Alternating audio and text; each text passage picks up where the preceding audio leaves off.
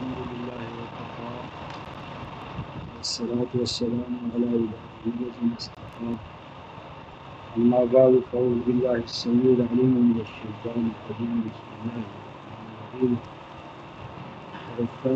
قرآن فہمی کے قرآنی اصولوں میں کتاب اللہ کا نور ہونا یہ ایک بنیادی اصول ہے، اور اس کتاب اللہ کے نور ہونے کے جو تقاضے ہیں ان کو ہم نے پچھلے درس میں دیکھا۔ آج اس کتاب اللہ نور، کتاب نور کے حوالے سے ایک کشمکش ہے جو اس نور کا منطقی نتیجہ ہے، کیونکہ جب نور ہوگا تو اس کے مقابلے میں ظلمت ہے،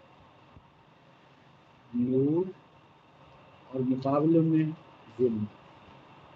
لہذا کتاب اللہ نور کو سمجھنے سے پہلے یا اس کے ساتھ ساتھ یہ سمجھنا بھی لازم ہے کہ وہ کون سی ظلمات ہیں کہ جن کو دور کرنے کے حوالے سے ہم کتاب اللہ نور یا کتاب اللہ المنور یا المنیر اس کے محتاج ہیں۔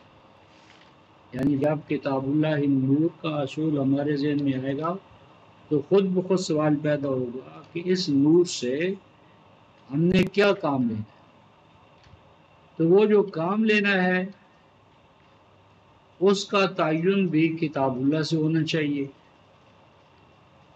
اور اس تعین کے بعد ان ظلمات کو دور کرنے کے لیے جو پروسیس ہے کتاب اللہ کا اسے اختیار کرنا بھی ہمارے لیے لازم ہوگا۔ تو اس ضمن میں ہم آج کا جو درس ہے وہ سورہ ابراہیم جو ہے 14ویں سورہ، اس کی آیت 1-2 سے شروع کر رہے ہیں۔ ارشاد ربانی ہے، بسم اللہ الرحمن الرحیم، الف لام را کتاب انزلناہ الیک لتخرج الناس من الظلمات الی النور باذن ربہم الی صراط العزیز الحمید۔ الف لام را، الف سے مراد ہے حضور علیہ السلام کا امین ہونا، لام سے مراد ہے نبی پاک صلی اللہ علیہ وسلم کا لین القلب ہونا، اور را حضور علیہ السلام کا رؤوف الرحیم ہونا، راقع ہونا احکام الہیہ کے سامنے، راتل ہونا، رتل القرآن ترتیلا، مرتل القرآن، راتل القرآن۔ تو پھر ان کے تقاضے ہیں، تو اے امین، لین القلب، رسول رحمت، رسول رؤوف الرحیم، رسول مرتل القرآن، کتاب، یہ ایک عظیم الشان کتاب ہے۔ یہاں یہ جو تنوین ہے یہ تفخیم اور تعظیم کے لیے ایک گراں قدر دستور حیات ہے۔ انزلناہ الیک، کہ جسے ہم نے آپ کی جانب نازل کیا ہے۔ یہ جو الفاظ ہیں کہ ہم نے اسے نازل کیا ہے، آپ نے اس کے لیے دعائیں نہیں مانگی، ریاضتیں نہیں کی، آپ کے کسب و ہنر کا اس میں عمل دخل نہیں ہے، تو اس میں دراصل نبی پاک صلی اللہ علیہ وسلم کے لیے ایک بشارت کا پہلو ہے، ایک تسلی کا پہلو ہے، اور وہ یہ کہ جب یہ فریضہ ہم نے آپ کے کندھوں پر رکھا ہے، جب یہ ہم نے آپ کو کتاب عطا کی ہے، تو یہ آپ کی یعنی وہ نہیں ہے ذمہ داری کہ اس کو لازماً آپ بنوائیں، مومن بنائیں، اور اگر کوئی انکار کرے تو آپ اس کے لیے اپنے لیے آپ وہ بنا لیں وجہ پریشانی۔ تو دستور حیات ہمارا عطا کردہ ہے، اگر کوئی انکار کرتا ہے تو ہمارا مسئلہ ہے، آپ کا یہ مسئلہ نہیں ہے۔ آگے پھر فرمایا کہ اس کتاب کو ہم نے نازل کیوں کیا ہے آپ کی جانب، لتخرج، تاکہ آپ نکالیں، تاکہ آپ نکالیں، کن کو نکالیں؟ الناس، یعنی صرف العرب نہیں فرمایا، العجم نہیں فرمایا، الامیین نہیں فرمایا، السابقین یا الآخرین نہیں فرمایا، الناس۔ یہ ہے نبی پاک صلی اللہ علیہ وسلم کا اور کتاب اللہ کا وہ پہلو جو انبیاء ما سبق سے اسے ممتاز کرتا ہے۔ انبیاء ما سبق اور کتب سابقہ جو تھی وہ محدود سی، زمان کے حوالے سے بھی، مکان کے حوالے سے بھی، اور قرآن حکیم جو ہے اور نبی پاک صلی اللہ علیہ وسلم الناس کے حوالے سے۔ الناس کو آپ نکالیں، کہاں سے نکالیں؟ من الظلمات، ڈارکنیس، تاریکی یعنی روشنی کی ضد، ظلمات سے نکالیں الناس کو، اور ظلمات سے نکال کر کہاں لائیں؟ الی النور، نور کی جانب لائیں۔ نور کیا ہے؟ اور آگے فرمایا بِإِذْنِ رَبِّهِمْ، اپنے رب کی اذن سے، یعنی آپ کے رب کا اذن یہ ہے، قانون یہ ہے، ضابطہ یہ ہے کہ اس کتاب اللہ کے ذریعے الناس، ہیومینٹی آن دا ہول کو ظلمات سے نکال کر کدھر لایا جائے؟ الی رب، یعنی صراط العزیز الحمید، اس شاہراہ حیات کی جانب جو اس اللہ کی ٹھہرائی ہوئی ہے، بتائی ہوئی ہے، سمجھائی ہوئی ہے، جو العزیز، غالب و مقتدر۔ اور اس میں یہ بات بتانی مقصود ہے کہ جب یہ غالب و مقتدر اللہ کا دستور حیات ہے تو یہ مغلوب نہیں ہو سکتا، یعنی شکست نہیں کھا سکتا، اپنے مقام سے ہٹ نہیں سکتا۔ اور اسی طرح جو جماعت اس شارع حیات پر چلے گی اس کا بھی یہ تقاضا ہے کہ وہ العالون بن کر رہے، جس طرح سورہ آل عمران کی آیت 139 میں فرمایا لا تخافوا ولا تحزنوا انتم الاعلون ان کنتم مؤمنین۔ اور آگے جو ہے غلبہ تو نپولین کے پاس بھی ہوتا ہے، فرعون کے پاس بھی ہوتا ہے، ہر ڈکٹیٹر جو ہے وہ غالب ہے، غلبہ تو اس کے پاس بھی ہوتا ہے۔ یہ کیسا غلبہ ہے؟ الحمید، کہ جس غلبے کے نتیجے میں جو مغلوب ہو، ماتحت ہو، وہ بھی آپ کی حمد و ثنا کا بیان کرے، تعریف کرے۔ تو تعریف تبھی ہو سکتی ہے کہ جب اس کے لیے نفع بخشی اور فیض رسانی کا سامان جو ہے وہ اسے ملے۔ تو میری بات کہ یہاں پر ظلمات سے نکال کر نور کی طرف لانا، یعنی اس راستے پر چلانا کہ جس پر چلنے کے نتیجے میں قوم یا امت غالب ہو، اور وہ الحمدللہ رب العالمین، ربوبیت عالمینی کو ایک زندہ، محسوس اور مری حقیقت بنانے کے لیے اپنے آپ کو وقف کرے۔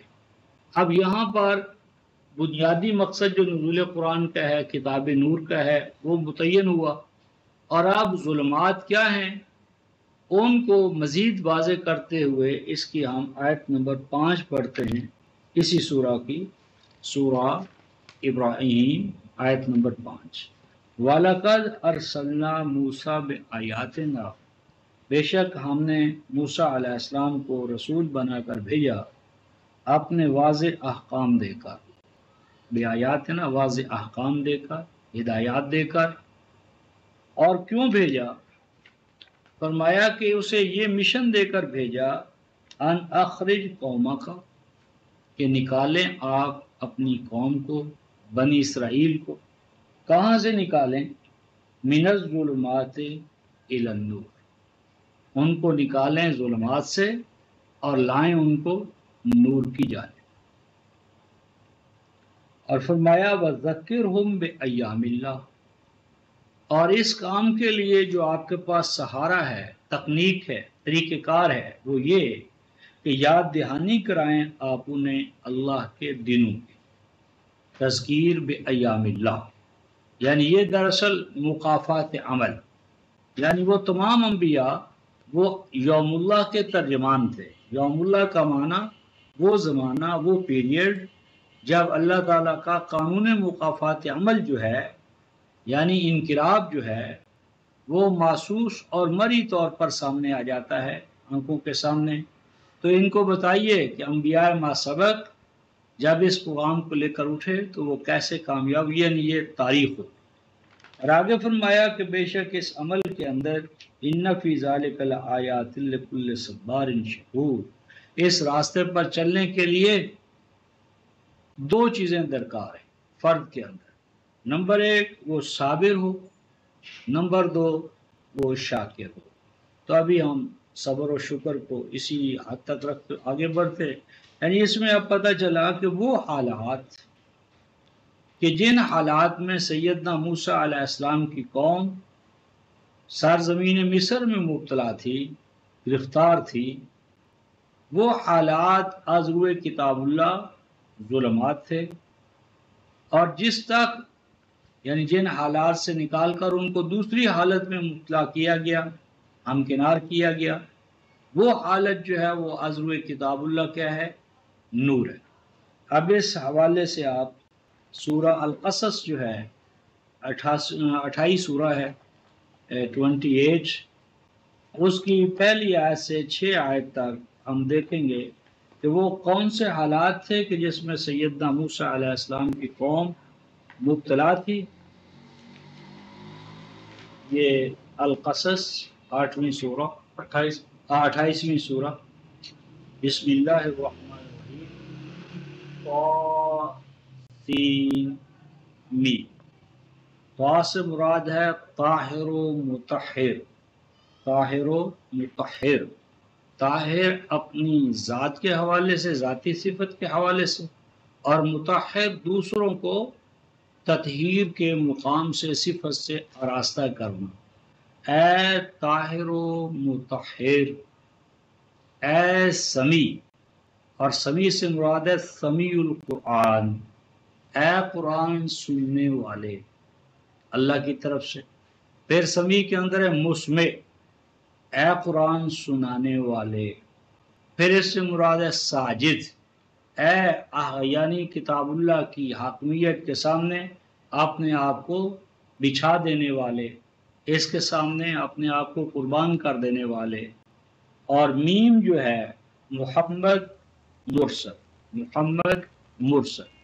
اے طاہر و مطہر، اے سمیع و مسمع، اے ساجد للقرآن، محمد مرسل۔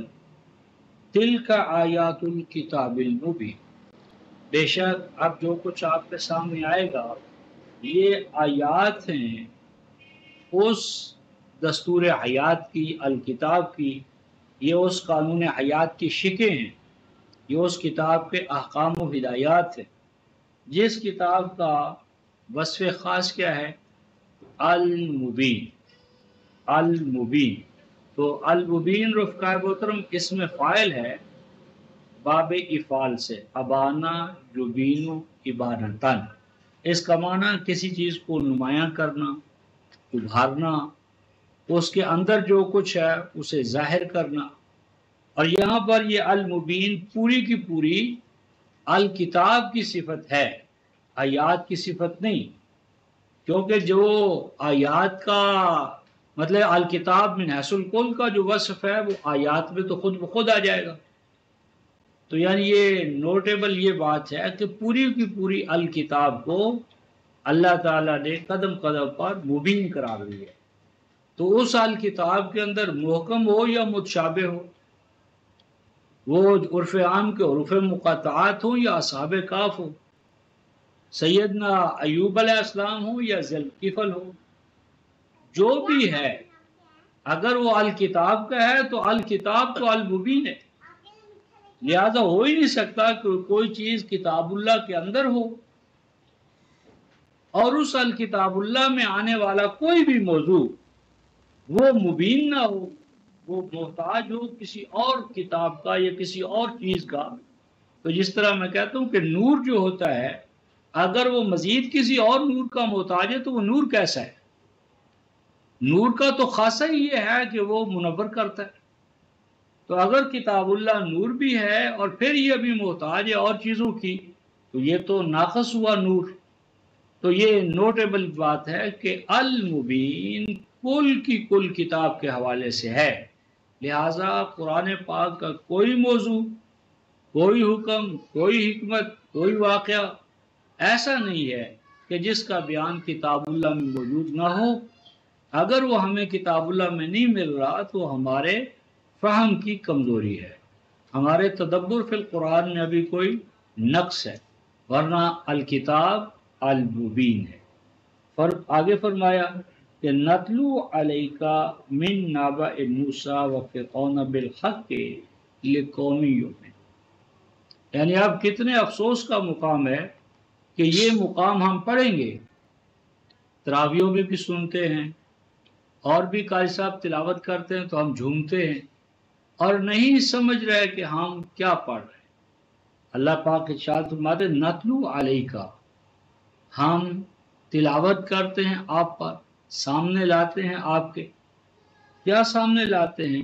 موسیٰ اور فرعون کی نبا، یعنی اخبار نہیں فرمایا، خبر نہیں کہا، نبا کا ہے۔ تو نبا ایسی خبر کو کہتے ہیں رفقان محترم جسے وہ پہنچائی جائے، اس میں اس کا نفع ہو، اس کا فائدہ ہو، اس کے لیے اس میں بشارت کا کوئی پہلو ہو۔ جس طرح اگر ہم کسی بچے کو اس کے اسکول میں یا کلاس میں کامیاب ہونے کی خبر دیں، اس کی کامیابی، تو وہ خبر اس کی نسبت سے نبا کہلائے۔ یہاں پر انبیاء ما سبق کے جتنے واقعات قرآن بیان کرتا ہے 11:120 کی روح سے، ان کو قرآن انباء کہتا ہے۔ انباء کا معنی یہ ہے کہ جن کو یہ بتائی جا رہی ہیں ان کے لیے اس میں نفع ہے، فیض بخشی ہے، فیض رسانی ہے، ان کے مسائل کا اس میں حل ہے۔ تو فرمایا کہ موسیٰ اور فرعون کے وہ واقعات کہ جس میں اہل ایمان کے لیے نفع فیض رسانی ہے، وہ ہم آپ کے سامنے بیان کرنا چاہتے ہیں۔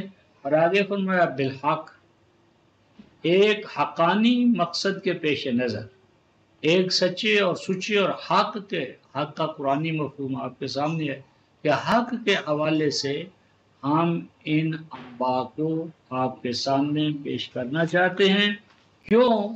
لقوم یؤمنون، تاکہ جو مومن قوم ہے، مومن کا معنی امن میں آنے والا اور دوسروں کو امن دینے والا، خود امن میں ہو اور دوسروں کے لیے امن میں داخلے کا باعث بنے، وہ ہے المؤمن۔ جس طرح اللہ تبارک و تعالی مومن ہے تو اس معنی میں نہیں کہ وہ کسی پر ایمان رکھتا ہے، المؤمن امن دینے والا، امن کی گارنٹی فراہم کرنے والا، تو امن وہی دے سکتا ہے، پہلے خود وہ امن میں آئے۔ تو لقوم یؤمنون، وہ قوم، وہ گروہ، وہ جتھا، وہ جماعت جو پہلے اپنی ذات میں امن پیدا کرے، اپنے اندر جو کنٹراڈکشنز ہیں، تضادات ہیں حیوانی جبلتوں کا، ہائر گائیڈنس کے حوالے سے جو تضاد ہے اس کو دور کرے، اپنے آپ کو نفس راضیہ و مرضیہ بنائے، پھر معاشرے کے جو تضادات ہیں خوف اور حزن کے حوالے سے ان سے وہ پاک ہو، پھر بین الاقوامی سطح پر اس دعوت کے حوالے سے جو تضادات ہیں ان سے وہ اپنے آپ کو سرپاس کرے، ان پہ غالب آئے۔ تو فرمایا کہ جو امن کی طالب قوم ہے اس کے لیے نشانات راہ ہیں ان انباء کے حوالے سے۔ آگے ارشاد فرمایا کہ یہ فرعون کیا تھا؟ ان فرعون علا فی الارض، کہ بے شک یہ فرعون جو تھا یہ حدود شکن ہو گیا، اپنے مقام سے آگے نکل گیا، اپنے مقام سے انسانیت کے حدود سے آگے نکل گیا، بڑھ گیا۔ اور وہ حدود سے بڑھنا کیا تھا؟ وہ یہ تھا کہ جعل اہلھا شیعا، کہ اس نے کانسٹیٹیوشنلی، آئینی طور پر، قانونی طور پر، ضابطے اور دستور کے طور پر یہ بات طے کر لی تھی کہ سرزمین مصر میں رہنے والے ایک نہیں ہیں اور برابر نہیں، جس کو آج ہم کہتے ہیں ملٹی پارٹی سسٹم، بہت سے گروہ ہیں، فرقے ہیں، اور ہر گروہ اور فرقے کو کچھ حقوق ہیں جو لازماً اسے ملنے چاہیے، اور وہ یہ کہ حاکم اور محکوم، کہ ایک گروہ حاکموں کا ہے، رولنگ کلاس ہے، رولنگ پارٹی ہے، اور دوسری جو ہے وہ رولڈ ہے، محکوم ہے۔ حاکم جس طرح آج ہمارے ہاں حاکم اللہ پیدا کرتا ہے، امیر اللہ پیدا کرتا ہے، غریب اللہ پیدا کرتا ہے، غنی اللہ پیدا کرتا ہے، فقیر اللہ پیدا کرتا ہے۔ تو یہ فرعونی نقطۂ نظر تھا، فرعونی یعنی دستور حیات تھا کہ ہم کچھ طبقات کو، افراد کو اپر کلاس، اور کچھ کمی ہے ان کا کام ہے کام کرنا، محکوم و محتاج رہنا۔ تو اس نے سرزمین مصر میں رہنے والوں کو گروہوں میں، طبقات میں، کلاسز میں تقسیم کر دیا، اور پھر کانسٹیٹیوشنلی، آئینی طور پر، قانونی طور پر وہ کیا کرتا تھا؟ فرمایا یستضعف طائفہ، یستضعف کا معنی کمزور کرتا چلا جاتا تھا، ضعیف قرار دے دیا تھا، ڈپرائیوڈ آف قرار دے دیا تھا، محرومین، کہ اس نے ایک طبقے کو محروم بنا دیا اور دوسرے کو وسائل پہ قابض بنا دیا۔ تو وسائل پر قابض طبقہ اور وسائل سے محروم طبقہ، اور یہ دونوں آئین اور ضابطے میں یہ بات طے کر دی۔ اس نے آئین اور ضابطے میں طے کر دی تھی، ہم نے اس کو قسمت کا لکھا بنا دیا۔ اور اس حوالے سے بھی چونکہ وہ اللہ کی طرف سے لکھا ہوا ہے، جس طرح وہ دیکھا ہوگا مودودی صاحب کا کہ انہوں نے کل کا جو ارشاد حقانی صاحب کا آرٹیکل تھا کہ یہ جس طرح آپ قد جو ہے، یہ کہتے ہیں جس طرح قد اللہ کی طرف سے ہے، حالانکہ قد بھی اس معنی میں اللہ کی طرف سے نہیں ہے، رنگ ہے اللہ کی طرف سے کہتے ہیں۔ تو یہ چیزیں جو ہیں یہ انسان کی بساط میں ہے، انسان کے اختیار میں ہے، قد بھی بڑا ہو سکتا ہے، رنگ میں کے اندر بھی تبدیلی آ جا سکتی ہے، اس میں کوئی اللہ کا لکھا ہوا نہیں ہے جو امٹ اور امر ہو۔ تو کہتے ہیں اسی طرح غریب کا غریب ہونا اور امیر کا امیر ہونا، حاکم کا حاکم ہونا، محکوم کا محکوم ہونا، یہ بھی نعوذ باللہ وہ اٹل تقدیر ہے جو تبدیل نہیں ہو سکتی۔ حالانکہ آپ دیکھیں بر اعظموں کے بر اعظم جو محکوم تھے وہ آزاد ہو گئے، جو کم آزاد تھے وہ زیادہ آزادی کے حامل ہو گئے، مالک بن گئے۔ تو یہ کیسا اللہ کا لکھا ہوا اٹل لکھا ہوا ہے کہ جس کو انسان اپنی جدوجہد سے، عزم سے، ارادے سے، ول پاور سے دن بدن کم سے کم کرتا چلا جا رہا ہے۔ تو یہ اللہ کی طرف اس کو منسوب کر دیا، اس نے کانسٹیٹیوشنلی اس بات کو طے کر لیا تھا۔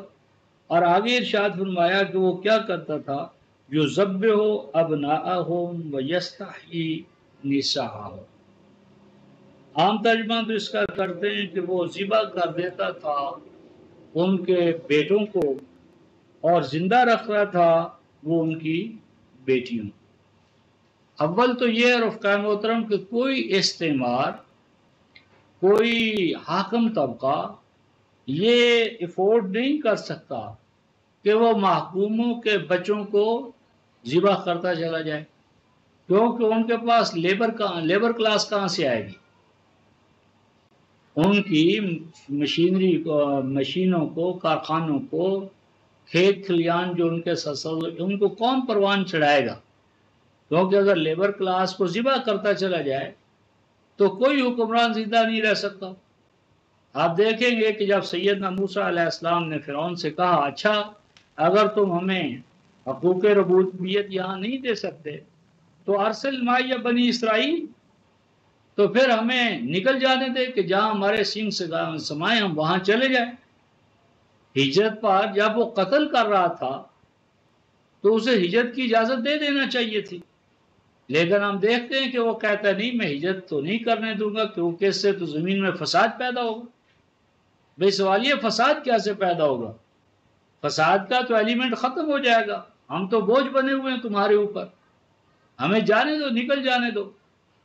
تو یہ یعنی اگر وہ فزیکلی بچوں کو ذبح کر رہا ہو تو یہ تو ممکن نہیں ہے، ان کی اپنی معیشت اور معاشرت جو ہے، اور پلیٹو نے وہ جو 4 طبقات پیدا کر دی ہیں ان میں سے ایک طبقہ جن کا کام ہی محنت کرنا ہے، محنت کش، اور ہندو کے ہاں جو 4 گوتیں یا ذاتیں یا کاسٹ بنائی ہے تو ان میں سے ایک کا کام ہی اب مستقل طور پر محنت کرنا۔ تو اگر محنت کش طبقہ جو ہے اس کو آپ تباہ کر دیں، یعنی اس کو ذبح کرتے رہیں، تو آپ کی تو اپنی معیشت مفلوج ہو جائے گی۔ اصل بات یہ ہے، نقطہ یہاں پر یہ ہے کہ ابناء کی ضد جو ہے وہ کیا لائی گئی ہے؟ بنات نہیں لائے گی. یوں نہیں فرمایا گیا کہ یذبح ابناءہم ویستحیی بناتہم. اگر یہاں پر ابناء کی ضد بنات لایا جاتا، بنات بنتن کی جمع بنات کمانا بیٹیاں، تو وہ بات ہو سکتی تھی. لیکن یہاں پر ابناء مقابلے میں ہے نساء کے. اور یہاں ہم کہتے ہیں عرب محاورے کے اندر کہ ذالک هو الابن، کہ بھئی بس بیٹا تو میرا فلاں ہے. تو بیٹا بمانا بہادری کے، شجاعت کے اور ان توقعات کے جو باپ بیٹے سے قائم کرتا ہے ان کو پورا کرنے والا. اور نساء اس کی ضد ہے، بالخصوص جو جاہلی سوسائٹی اور معاشرے میں سرمایہ دارانہ نظام میں جو بیچاری عورت ہے، اس کا مقام کیا ہے؟ یُنَشَّأُ فِی الْحِلیَّةِ وَهُوَ فِی الْخِصَامِ غَیْرُ مُبِینٍ. ہمارے ہاں بھی کیا ہے کہ عورت کو کھلونے دے دیے جاتے ہیں، کیا؟ زیورات. تو اس کو زیورات میں تولا جاتا ہے، سجایا جاتا ہے. زیورات سے وہ بیچاری دل بہلاتی ہے. وَهُوَ فِی الْخِصَامِ غَیْرُ مُبِینٍ. لیکن اس عورت کو زبان نہیں دی جاتی، حقوق نہیں ملتے. وہ گویا کہ دل بہلانے کا ذریعہ ہے. اور مذہب نے دراصل عورت کی تخلیق ہی اس حوالے سے سمجھی ہے، اور یہی روحانی تصور ہے، کرسچینٹی ہے. یہی ہمارے مذہب میں، دین کی بات میں نہیں کرتا. دین کا مقام اور ہے. مذہب جو ہے اس نے تو یہ کہا کہ اللہ تعالیٰ نے صرف آدم کو پیدا کیا تھا جنت میں. وہ تو پھر آدم جو تھا اس کو اس ماحول میں اکتاہٹ محسوس ہوئی، تنہائی محسوس ہوئی. تو پھر اللہ تعالیٰ نے اس احساس تنہائی کو دور کرنے کے لیے اس کی پسلی سے اس کی بیوی پیدا کر دی. یعنی عورت اس کی تخلیق اپنی ذات میں مقصود بھی ذات نہیں ہے. مقصود بھی ذات تو مرد ہے، آدم ہے. چونکہ آدم تنہا رہ نہیں سکتا تھا تو اس کے دل بہلانے کے لیے اللہ تعالیٰ نے اس کے اندر سے اس کی یعنی بیوی پیدا کی، حوا پیدا کی. تو یہ خالصتاً غیر قرآنی تصور ہے کہ اللہ تعالیٰ نے آدم کو مقصود بالذات بنایا، عورت کو مقصود بالذات نہیں بنایا. یہ قرآنی کنسیپٹ نہیں ہے، لیکن اس وقت کا ہمارا یہ موضوع نہیں ہے. مراد یہاں پر یہ ہے کہ وہ ایسے افراد کو کہ جو افراد قومی غیرت رکھتے تھے، قوم کے لیے جدوجہد کرنے کا ان میں ارادہ تھا، کسی حوالے سے بھی نیشنل کاز کے لیے ان میں کوئی حمیت پائی جاتی تھی، جذبہ پایا جاتا تھا، جو اپنی قوم کو پستے ہوئے دیکھ کر کسی وقت بھی ان میں کوڑنے کا جذبہ پیدا ہوتا تھا، ریزسٹ کرنے کا، مزاحمت کرنے کا، اپنی قوم کی اس بدحالی پر کبھی بھی جس کے اندر آنسو بہانے کا کوئی موقع وہ دیکھ لیتے تھے، ایسے افراد کو ذبح کروا دیتے تھے، قتل کروا دیتے تھے، ڈیگریڈ کرواتے تھے، ذلیل کرواتے تھے، اسے اپنی ہی قوم کی نظروں سے گرا دیتے تھے. اور وہ افراد کہ جو اس ظالم نظام کے دست و بازو بن جائیں، جس طرح قرآن میں آیا ہے کہ وہ قارون جو تھا وہ کیا تھا؟ اِنَّ قَارُونَ كَانَ مِن قَوْمِ موسیٰ. اسی سورہ کی آیت نمبر 74 میں آئے گا کہ وہ فرعون، وہ قارون جو تھا کیا تھا؟ كَانَ مِن قَوْمِ موسیٰ. اس کی قوم جو تھی وہ بنی اسرائیل میں سے تھا، وہ مصری نہیں تھا، وہ قوم موسیٰ میں سے تھا.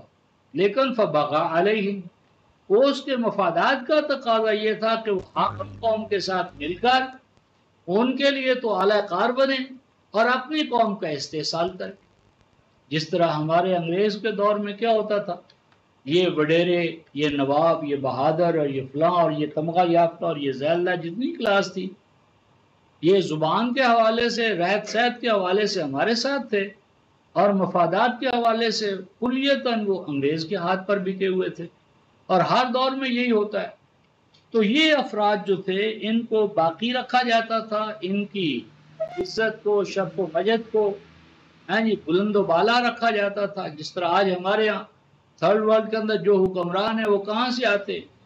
یورپ سے آتے ہیں، امریکہ سے آتے ہیں. یعنی قوم کو پتہ ہی نہیں ہوتا کہ معین قریشی بھی کوئی ہے. راتوں رات وہ آپ کے اور ہمارے ذہنوں پر مسلط ہوتا ہے. وہ ہماری زبان نہیں جانتا، کچھ بھی نہیں ہے، لیکن وہ ان کے مفادات ہیں، لہٰذا وہ فوراً ان کو ٹی وی، کیمرہ اور جو پراپیگنڈے کے ذرائع میڈیا ہے، فوراً اس کو پر روشنی ڈال کر اس کو ایک دیوتا کی طرح ہمارے سامنے لا کھڑا کرتا ہے. اس کی ذہانت، اس کی قابلیت، اس کی ڈیڈیکیشن، کیا کچھ ہمارے سامنے نہیں آتا. تو یہی ہر استعمار کی یہی چال رہی ہے کہ وہ افراد کو خریدتا ہے، اور خریدے ہوئے افراد جو اس کے مقصود اور نصب العین کے لیے بہترین اعلی کار ہوتے ہیں، وہ ان کو نہ صرف زندہ رہنے کا موقع دیتا ہے بلکہ ان کی زندگیوں کو قابل تقلید قرار دیتا ہے، ان کے درخشندہ پہلوؤں کو نمایاں کرتا ہے. اور آگے قرآن کہتا ہے کہ یہ جو فرعون تھا انہو کانا من المفسدین،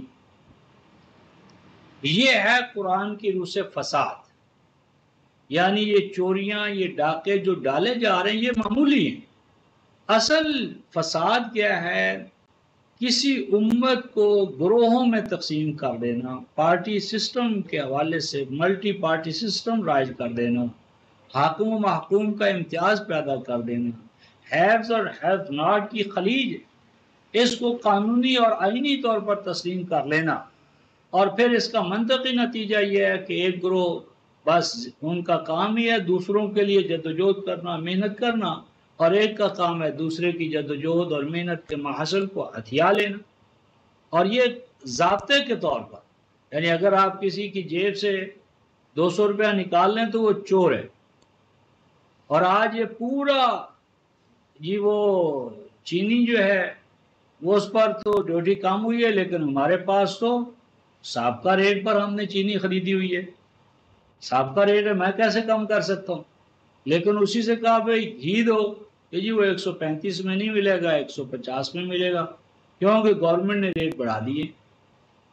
یعنی چینی کا اگر گھٹتا ہے تو اس کو یہ یاد نہیں رہتا بھئی وہ تو میرا سٹاک ہے جی پرانا، میں نے تو اسی قیمت پر لیا، اور جو پڑا ہوا ہے ہمارا گھی وہ کون سا تو نے تازہ سٹاک لیا ہے، تازہ ریٹ پر لیا ہے، وہ بھی تو پرانا پڑا ہوا ہے. اور ان کا کوئی محاسبہ کرنے والا نہیں. تو یہ جو طبقاتی تضادات ہیں رفقائے محترم، یہاں سے قرآن کی روح سے یہ فساد کی جا رہی ہے. لہٰذا وسائل پیداوار کے حوالے سے یہ غیر ہموار تقسیم یہ فساد کی اساس اور جڑ ہے. اب اللہ تعالیٰ ارشاد فرماتے ہیں وَنُرِيدُ أَن نَّمُنَّ عَلَى الَّذِينَ اسْتُضْعِفُوا فِي الْأَرْضِ وَنَجْعَلْهُمْ أَئِمَّةً وَنَجْعَلْهُمُ الْوَارِثِينَ وَنُمَكِّنَ لَهُمْ فِي الْأَرْضِ وَنُرِيَ فِرْعَوْنَ وَحَامَانَ وَجُنُودَهُمَا مِنْهُمْ مَا كَانُوا يَحْذَرُونَ. یہ ہے فساد، یہ ہیں ظلمات. ظلمات کیا ہیں؟ فرعونیت، حامانیت اور قارونیت. یعنی جو سیاسی استبداد ہے، ڈکٹیٹرشپ، طوائف الملوکی، یعنی قانون الہی کا اگر نفاذ نہ ہو تو خواہ وہ جمہوریت ہو، نازیزم ہو، فاشزم ہو، ہم ناموں کی بحث میں نہیں. یعنی قانون الہی کو اگر سپریم اتھارٹی نہیں مانا جاتا، یہ فرعونیت ہے، ملوکیت ہے، سیاسی استبداد ہے جو ظلمت اول ہے. پھر اس کا دست و بازو بنتا ہے حامان، یعنی مذہبی پیشوائیت، نام اس کا کچھ ہی کیوں نہ ہو. اور پھر ان دونوں کے کارکن ہیں جاگیردار، سرمایہ دار، اجارہ دار طبقات، کہ جن کو مذہبی پیشوا اللہ کی تقدیر کہہ کر اللہ کا لکھا ہوا ہم سے منواتا ہے، اور سیاسی استبداد جو ہے اسے قانونی اور آئینی تحفظ فراہم کرتا ہے کہ جو ان ظالموں اور لٹیروں کے خلاف زبان کھولے اس کو کہا جائے یہ باغی ہے، یہ ملکی اور قانون کو نہیں مانتا. اور مذہبی پیشوا کہے گا کہ یہ اللہ تعالیٰ کی منشا اور مرضی کا منکر ہے، یہ تقدیر کا منکر ہے. تو یہ باغی کا کردار ہے. کلما، جو سورہ البقرہ کی آیت نمبر 88 میں فرمایا افکلما جاءکم رسول بما لا تہوی انفسکم ففریقا کذبتم وفریقا تقتلون. تو آج بھی وہی ہے کہ اگر رسول بھی کوئی ایسی بات کہہ دے جو ہمارے مفادات کے خلاف ہے، تو فرمایا کہ ایک گروہ ان پر کافر ہونے کا فتویٰ لگاتا تھا، مذہبی پیشوا، اور دوسرا سیاستدان ان کو واجب القتل سمجھ کر یا تو رجم کروانے کی کوشش کرتا ہے یا ان سے لڑائیاں شروع کر دیتا ہے، جلا وطن کرتا ہے. قتال بمانا قتل بمانا قتال، یعنی ان کے خلاف جدوجہد. تو میری بات کہ یہ جو فرمایا کہ یہ ظلمات سے، ان ظلمات کے بارے میں اللہ تعالیٰ نے فیصلہ یہ فرمایا نرید، ارادہ کیا ہم نے، نرید ارادہ کیا ہم نے. اور یہ قرآن فہمی کے حوالے سے اس کا ایک اور پہلو بھی اس آیت کا جو اس وقت ہمارے سامنے آ رہی ہے اسے بھی ذہن میں رکھنا ہے. ارادہ کیا ہم نے. اب ارادہ کس نے کیا رفقا محترم؟ اللہ تعالیٰ. اور اللہ تعالیٰ قادر ہے، فعال لما یرید ہے. اب اگر اللہ تعالیٰ فعال لما یرید ہو کر ایک امر کا ارادہ کرے تو اسے تو آنن فانن ہو جانا چاہیے. اللہ نے ارادہ کر لیا اور اس کے بارے میں ہمارے ذہنوں میں کیا ڈالے؟ کن فیکون. حالانکہ مفہوم ہم کچھ اور لے رہے ہیں، قرآن کی آیت کچھ اور ہے. کن فیکون، کن فکانا نہیں. یہ اللہ تعالیٰ نے کن، ہم کہتے ہیں کن فکانا، بس وہ ہو گیا. کن فکانا نہیں ہے، کن فیکون. یعنی اللہ تعالیٰ جب کسی شے کا ارادہ فرماتے ہیں تو فیکون، وہ چیز ہونا شروع ہو جاتی ہے. یعنی یہ بیکمنگ کا پروسیس جو ہے وہ شروع ہو جاتا ہے. شروع کہاں سے ہوتا ہے؟ بالکل ابتدائی نقطے سے. سورہ سجدہ میں اس کی ساری تفصیل ہے، بالکل ابتدائی پہلی 10 آیات میں، کہ وہ بالکل جو آغاز، مثلا اگر آپ نے باغ کا تصور یا فیصلہ کیا ہے تو اس کے لیے زمین کی تیاری سے بات شروع ہوگی. اب اللہ تعالیٰ ہم نے ارادہ کر لیا. کیا ارادہ کر لیا؟ ان نمنا، کہ ہم احسان کریں بلا مزد و معاوضہ. ہم ایک رحمت جو ہے اس کی جھلک دکھائیں، اسے نازل کریں. الذین، ان لوگوں پر، ان لوگوں کو ہم اپنی رحمت سے نوازیں. کون سے لوگ؟ ان کا وصف کیا تھا؟ نستضعفو. اصل میں استضعفو، لیکن چونکہ یہ حمزۃ الوصل ہے اس لیے ماقبل نون کی حرکت کی وجہ سے گرا دیا گیا اسے. اصل عبارت ہے نستضعفو، نستضعفو یعنی استضعفو. یہ جہاں بھی قرآن حکیم میں آئے گا رفقا محترم یہ فعل مجہول کے طور پر آتا ہے. اور استکبارو، اس کے مقابلے میں استکبارو، وہ جہاں بھی آئے گا وہ معروف کے طور پر آئے گا، فعل مجہول کا بھی نہیں ہوگا. اس میں نقطہ یہ ہے کہ کوئی فرد، کوئی قوم نہیں چاہتی کہ وہ کمزور ہو. یعنی استضعاف جو ہے، سبجوگیشن جو ہے، ماتحت کی جو ہے، غلامی جو ہے، کوئی فرد نہیں چاہتا کہ وہ محکوم و محتاج ہو. لیکن انہیں محکوم و محتاج بنا دیا جاتا ہے. ایسے حالات پیدا کر لیے جاتے ہیں، ایسے دستور کو نافذ کر دیا جاتا ہے کہ جس کے نتیجے میں وہ قوم کمزور ہو جائے، پامال ہو جائے، ڈپرائیوڈ آف ہو جائے. تو وہ فرمایا کہ جن کو سرزمین مصر میں محروم رکھا گیا تھا ہم نے ارادہ کیا کہ ان کو کیا بڑھائیں، آگے بڑھائیں. اور مستضعفین کو آگے بڑھانا کا مطلب کیا ہے؟ فرمایا وَنَجْعَلَهُمْ أَئِمَّةً، ہم نے ارادہ یہ کیا کہ ان کو استضعاف کی حالت سے نکال کر امامت کے مقام پر لائیں، لیڈرشپ. اور یہاں پر رفقا محترم نجعل منہم ائمۃ نہیں فرمایا، یوں نہیں فرمایا کہ نجعل منہم ائمۃ، ان میں سے کچھ کو امام بنائیں، سم آف دیم، ان میں سے کچھ کو لیڈر بنا دیں اور امام بنا دیں، اور کچھ معموم بن جائیں، ماتحت بن جائیں، مقتدی بن جائیں. یعنی نجعل منہم ائمہ نہیں ہے بلکہ نجعلہم ائمہ. تو زندہ قوم کی یہ پہچان ہوتی ہے رفقا محترم کہ ان میں ایک ایک فرد جو ہے اس کے اندر جو کوالٹیز آف لیڈرشپ ہیں، ان کوالٹیز آف لیڈرشپ کو جو ہر انڈیویجول میں، ہر فرد جو ہے وہ اپنے اندر لیڈرشپ کی کوالٹیز لے کر آتا ہے، کمانڈ کرنے کی استعداد و صلاحیت لے کر آتا ہے.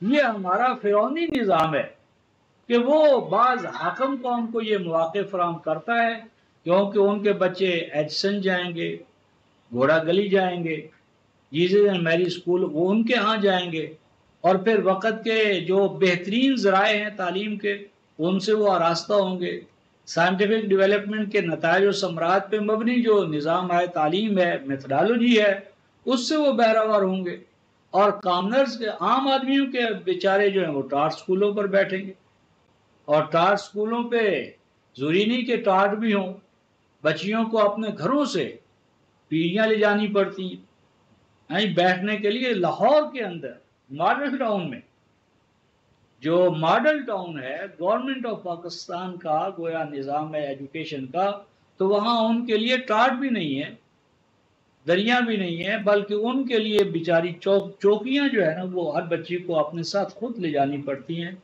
اور اس چوکی پر وہ 6 گھنٹے 7 گھنٹے مسلسل بیٹھتی ہے۔ تو اب یہ لاہور کے اندر کارپوریشن کے تحت نہیں بلکہ گورنمنٹ کا جو اپنا اس کے اندر یہ ہو رہا ہے، تو میری بات ہے کہ نجعلہم ائمہ، یعنی نجعل منہم ائمہ نہیں، کل کے کل کو امام بنایا جائے۔ اور امام کیسا ہے؟ امام تو ہمارے ہاں بھی ہوتے ہیں، مساجد کے امام آپ نے دیکھے ہوں گے، امام تو ہمارے ہاں بھی ہوتے ہیں۔ قرآن نے کیسے امام بنانے کا فیصلہ کیا؟ وَنَجْعَلَهُمُ الْوَارِثِينَ، وہ امامت کیا جس کے پاس کوئی اختیار ہی نہیں ہے، تمکن نہیں ہے، استخلاف نہیں ہے، ٹیریٹری نہیں ہے۔ تو جس طرح ریاست کے اندر چوتھا ایلیمنٹ ٹیریٹری کا ہے، تو امامت بھی تبھی اسٹیبلش ہوتی ہے جب امت کے پاس اپنی آزاد علاقہ ہو، ٹیریٹری ہو، ریاست ہو، اور اس ریاست کے بناؤ بگاڑ کے اختیارات تمام تر ان افراد کے پاس ہو۔ اور آگے اشاروں وَنُمَكِّنَ لَهُمْ فِي الْأَرْضِ، اور ان کو زمین کے اندر تمکن عطا کیا جائے، کنسولیڈیٹ کیا جائے، ان کو اقتدار اعلیٰ جو ہے وہ عطا کیا جائے، اور وہ اقتدار اعلیٰ تبھی اقتدار اعلیٰ بنتا ہے جب نوریہ فرعون و حامان، کہ فرعون اور حامان یعنی ان کی جو اپوزیشن ہے وہ اپوزیشن ناکام ہو، کیونکہ اگر اپوزیشن بیٹھی ہوئی ہے، چھپی ہوئی ہے، آپ کے پاس غلبہ آ گیا ہے، تو کسی وقت بھی کاؤنٹر ریولوشن ہو سکتا ہے، کسی وقت بھی وہ جو چھپی ہوئی رہ جاتی طاقت ہے، ارتجائی قوت ہے، وہ میدان عمل میں نکل کر ورغلا کر یا آپ کے خلاف دوسروں کی طاقت میدان میں لا کر ایک نیا مسئلہ آپ کے لیے پیدا کر سکتی ہے رجام کی طرح۔ تو اس لیے فرمایا کہ لازم ہے کہ دکھائیں ہم فرعون کو اور حامان کو، اور فرعون اور حامان کے ساتھ ایک نئی چیز ہے، وہ ہے جنودہما، یعنی صرف فرعون کے جنود نہیں ہوتے۔ یہ جو اب مطلب ہے کہ سرزمین مصر میں جو علم الآثار یا اثریات جسے کہتے ہیں، زمین کے اندر جو کھدائیاں کر کے آثار قدیمہ والوں نے جو کیا ہے، تو اس میں ایک تو فرعون ملتا ہے اور اس کے جنود ہیں، لشکر ہیں، افواج ہیں، اور فرعون کے ساتھ ایک مذہبی امور کا انچارج جسے قرآن حامان کہتا ہے، تو وہ جو تھا اس کے بھی باقاعدہ آرمیز ملتی ہیں، لشکر ملتے ہیں، ان کے بھی عہدے اور مناصب ہوتے ہیں۔ جس طرح آج مثلا سالویشن آرمی جو ہے اس کا جو سب سے بڑا وہ کمانڈر ان چیف کہلاتا ہے، کمانڈر ان چیف ہے، پھر نیچے اس کے اسٹاف ہے، آخر میں بریگیڈیئر ہے، لیفٹنٹ ہیں، کرنل ہیں، یہ وہ سارا ایک مستقل نظام ہے۔ اور یہ جو جنود ہیں دونوں کے، ان کا بوجھ عوام پر آتا ہے، یعنی نہ جدوجہد تو کوئی نہیں کرنی ہوتی۔ ہمارے ہاں جس طرح آرمیز ہیں تھرڈ ورلڈ کے اندر، وہ ان پروڈکٹیو ہے، وہ ان کا کوئی پیداواری عمل میں عمل دخل نہیں ہے، وہ سارے کا سارا 84% بجٹ ہمارا وہ فوج لیتی ہے، اور وہ سارا جی ہم ڈیفینس پہ خرچ کر رہے ہیں، اور ڈیفینس کا انڈیا سے، اور انڈیا کے حوالے سے مطلب ہے کہ بجٹ ہمارا وہ اتنا، اور وہ ان پروڈکٹیو ہے۔ لیکن زندہ قوموں نے اپنی افواج کو پیپلز آرمی بنا کر ان کے لیے بھی ایسی چھاونیاں بنائیں کہ چھاؤنیوں کے ساتھ کہیں ڈیری فارم ہے، زرعی فارم ہے، فشری کا نظام ہے، باغبانی ہے، کہ نتیجتاً وہ اپنی ضروریات بھی ان فارموں سے پوری کریں، حتیٰ کہ میزائل ٹیکنالوجی تک وہ ان کے یہاں اپنے کمیونز کے اندر یہ سارا نظام چلتا ہے، اور جو زائد ہوتا ہے وہ آپ کو وہ مہیا کرتے ہیں۔ پیداواری بریگیڈ یعنی پیداواری یونٹ، تو فوج جو ہے وہ پیداوار پر جب تلتی ہے، پیپلز آرمی کی پیداوار، تو وہ تو نقشہ ہی دوسرا ہو جاتا ہے۔ تو میری مدد ہے کہ یہ فرعون اور حامان دونوں کے قرآن جنود کہتا ہے، دونوں کے لشکر تھے، اور یہ دونوں لشکر فرعونی اور حمانی کن کے خلاف؟ سیدنا موسیٰ علیہ السلام اور ان کے مستضعفین ساتھیوں کے خلاف یہ متحرک ہوئے جنود۔ تو آگے قرآن کہتا ہے ہم دکھا دیں ان کو ما کانوا یحذرون، یعنی خطرہ تو وہ پہلے سے محسوس کر رہے تھے کہ جس طرح ہم ان کو ہیومیلیٹ کر رہے ہیں، ذلیل کر رکھا ہے، تو یہ کسی نہ کسی دن یہ انتقامی جذبہ ہمارے خلاف پیدا ہوگا، کسی دن یہ لاوا پھٹے گا جو اندر ہی اندر پک رہا ہے۔ اس لیے اس سے پہلے کہ یہ لاوا پھٹے ہمیں اس کو اس طرح کرنا چاہیے کنٹرول کہ یہ ہمارے خلاف نہ جا سکیں، یعنی قوت لا یموت ان کو ملتی رہے تاکہ بالکل ہی باغی ہو کر اٹھ کھڑے نہ ہو۔